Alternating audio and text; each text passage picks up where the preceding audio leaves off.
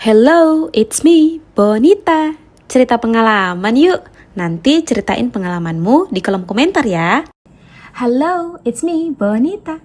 Hari ini aku mau cerita tentang perjalananku lanjut kuliah strata 2 atau S2 ya, magister. Nah, dulu tuh aku lulusan tahun 2020. Rencananya tuh aku setelah lulus dari S1 tuh pengen langsung lanjut gitu ya.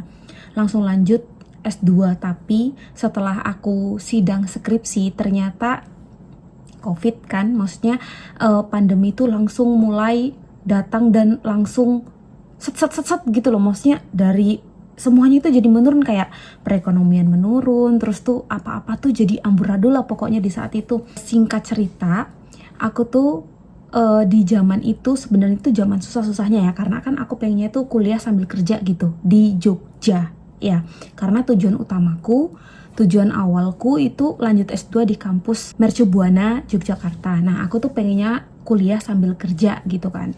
Tapi karena adanya pandemik itu, lihat lowongan pekerjaan di Jogja itu wah sangat kacau. Banyak teman-teman yang di PHK karena pengurangan karyawan ya, karena kan juga di satu sisi itu kan pandemik, atau sendirilah pokoknya ceritanya pandemik itu gimana. Dan di saat itu nggak tahu kenapa ya, mungkin ini rezeki memang dari Tuhan, aku tuh dapat loker itu tepatnya di Riau. Nah, aku tuh berangkat ke sana sama sepupu aku, kita tuh sama-sama berangkat dari rumah tuh, ya udah deh kalau misalkan nggak bisa lanjut S2, ya udah kita kerja daripada kita nganggur, karena kan ini rezeki nih, orang di mana-mana di PHK atau keluar dari kerjaan tapi kita malah dapat kerjaan, jadi kan maksudnya itu karma baik banget. Nah, setelah itu kita lanjut kerja dan beruntungnya kita diterima setelah interview yang panjang. Kemudian kita datang ke Riau, kita mulai kerja ya. Waktu itu meskipun kerjanya juga masih secara online, tapi setidaknya kita dapat memasukkan tiap bulan. Nah, kemudian di 1 tahun pertama kita kerja, kita tuh masih mikir lagi, ada niatan kita mau lanjut S2 lagi nggak ya, kita mau lanjut lagi nggak ya gitu. Pengen lah, maksudnya masih mau. Tapi waktu itu masih COVID banget nih, 2021 tuh bener-bener COVID-nya makin parah.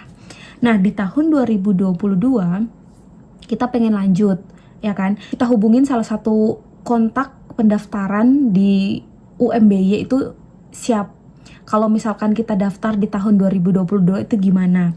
Dikasih tau lah prosedurnya bahwa kuliahnya itu masih daring tapi plus luring, jadi kalau ujian itu datang. Nah, disitulah kita mikir, nggak mungkin kan mau bolak-balik Riau Jogja hanya karena ujian udah kita pending di 2023.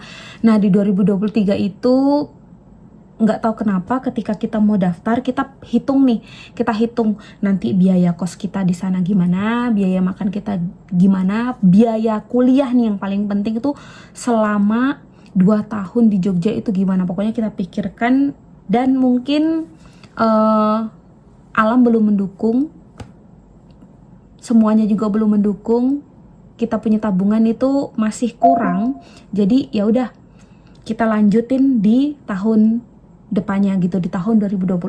Nah, kita tuh ngomong sama adminnya, Kak, minta tolong nanti untuk di tahun depan ketika sudah buka pendaftarannya, tolong dihubungin kami karena kami memang ingin dan berniat mendaftar di kampus tersebut. Nah, singkat cerita 2023 selesai, di tahun 2024 kita itu bener-bener udah mulai ngepres, maksudnya bener-bener harus nabung dan cukup. Kita mulailah dapat informasi pendaftaran buka, ya udah deh kita buka.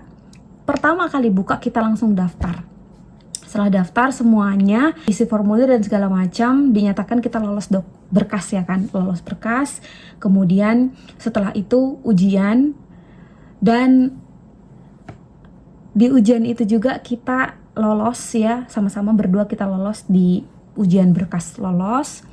Di ujian berkas lolos, di ujian tesnya juga lolos. Nah, ini tinggal ujian wawancara nih, maksudnya kita tinggal diwawancara. Nah, wawancara ini penentuan teman-teman ya. Kalau misalkan kita, ini aku kasih tahu teman-teman ya, kalau misalkan mau daftar kuliah S2 nih, yang paling penting yang kalian harus siapkan itu memang mental.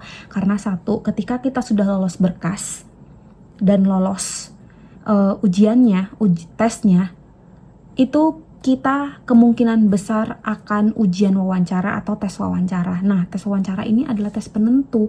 Kalau misalkan kalian di ujian berkas gagal, itu kalian masih bisa ikut di gelombang berikutnya. Begitu juga kalau ujian tes tertulis. Kalau misalkan tes tertulis ini gagal, kalian masih bisa ikut ujian selanjutnya, di gelombang selanjutnya, di gelombang 2 atau 3 gitu ya kan.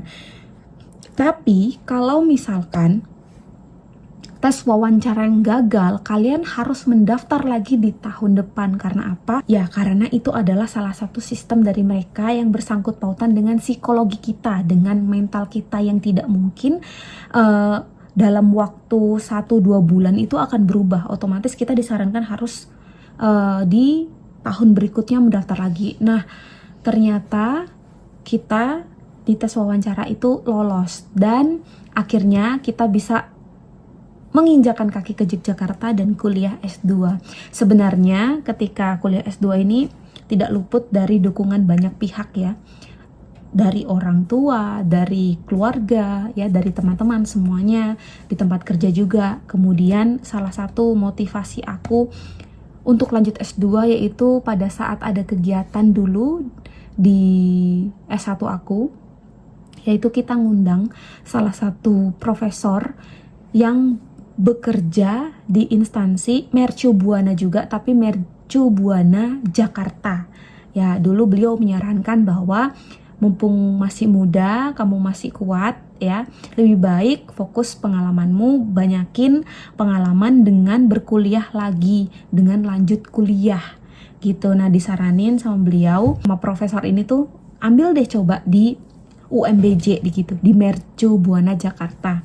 Tapi waktu itu kita mikirnya gini, aduh, kalau di Jakarta kan biayanya tinggi, kemudian biaya apapunnya tuh tinggi, biaya kosnya tinggi, biaya makannya tinggi, pokoknya kehidupannya itu di sana itu serba tinggi lah kalau di Jakarta ya. Kita takut nanti kalau misalkan kita nggak dapat kerja di sana atau gimana, atau keuangan kita nanti nggak stabil atau gimana. Nah, kebetulan waktu kita cari tahu ternyata Mercu Buana itu juga ada di Yogyakarta, dan kebetulan ada kami tuh minta rekomendasi sama beliau, kalau misalkan kami di Mercu Buana tapi Yogyakarta gimana?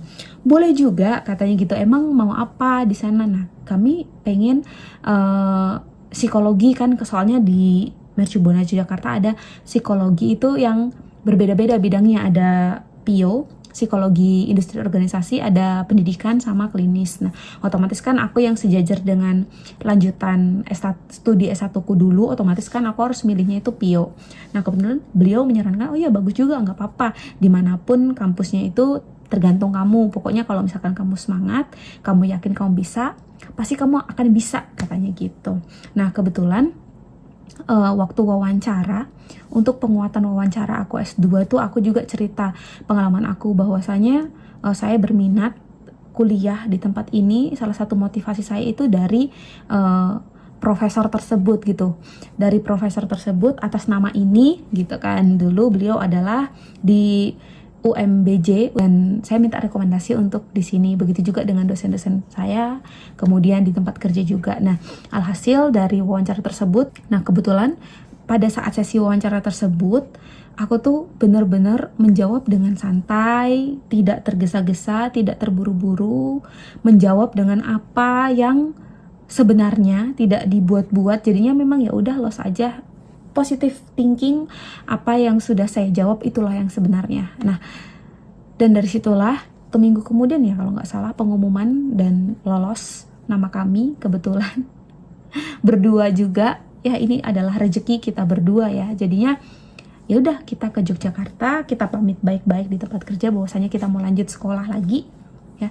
Dan diperkenankan, didoakan dan disupport dengan baik oleh teman-teman kerja yang ada di tempat kerja kami. Dan ya udah kami pamit, kami ke Jogja, kami kuliah hingga saat ini. Dan kebetulan juga yang menjadi tantangan kita di sini itu adalah program sekarang yang kita jalani di semester aku ya, teman-teman semester aku. Itu tuh programnya itu adalah program percepatan. Jadi kita itu harus bisa menyelesaikan dalam tempo 3 semester. Nah, jadi sekarang tuh kita udah masuk semester 2 ya, seneng. Ya, tapi juga meskipun seneng tuh juga deg-degan ya, karena harus bekerja keras, harus semangat supaya bisa mengerjakan tesis ini dengan penuh sukacita dan bisa selesai pada waktu yang tepat ya, karena tesis yang bagus, tesis yang baik adalah tesis yang selesai. Itulah cerita S2 dari aku. Siapa tahu teman-teman juga pengen lanjut strata 2, yuk lanjut mumpung masih bisa, mumpung masih banyak waktu.